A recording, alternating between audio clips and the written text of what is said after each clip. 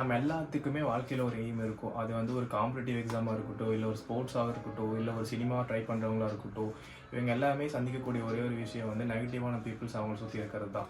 அவங்க எல்லாருமே வந்துட்டு இது நீ பண்ணால் உன்னால் பண்ண முடியாது, இது எவ்வளோ நாள் தான் பண்ணுவேன், இதை பண்ணாமல் வேறு ஏதாவது பண்ணு அப்படின்னு சொல்லி நம்மளை நெகட்டிவ் தாட்ஸ்குள்ளே கொண்டு போவாங்க.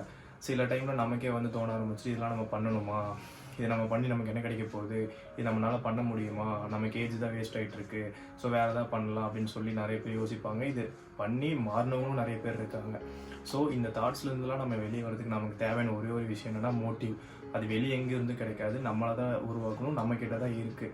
ஸோ இந்த நம்மளே செல்ஃப் மோட்டிவ் பண்ணிட்டு நம்ம எப்படி நம்மளோட எய்மை அடையணும் அப்படிங்கிறத பற்றி சொல்கிறது தான் இந்த கிழவனும் கடவுளும் அப்படிங்கிற இந்த புக்கு.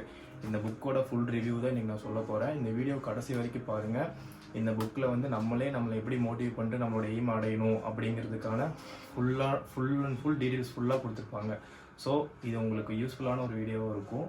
வீடியோ கடைசி வரைக்கும் பாருங்கள், ஸ்கிப் பண்ணாமல் பாருங்கள், நிறைய விஷயங்கள் சொல்லுவேன், யூஸ்ஃபுல்லாக இருக்கும். உலகத்தை மிக மிக உலுக்கிய 2 ஆங்கில நூல்கள். சதாம் ஹுசைனை தூக்கிலிடுவதற்கு முன்னாடி கடைசியாக உனக்கு என்ன வேணும் அப்படின்னு கேட்டாங்க. ஒரே ஒரு புஸ்தகம் படிக்கணும் அப்படின்னார். ஒரே ஒரு புஸ்தகம் மட்டும் நான் படிச்சுட்டு நான் தூக்கில் போறேனார். அதாவது ஒரு கிழவனும் ஒரு மீனவ கிழவனும் கடலும்னு ஒரு குட்டி புஸ்தகம் ஒவ்வொருத்தர் வீட்லேயும் இருக்க வேண்டிய புஸ்தகம். அப்படி என்னடா செல்ஃப் மோட்டிவான விஷயம் இந்த புக்கில் இருக்குது அப்படின்னு கேட்டிங்கன்னா வீடியோ நீங்கள் கடைசி வரைக்கும் பாருங்கள்.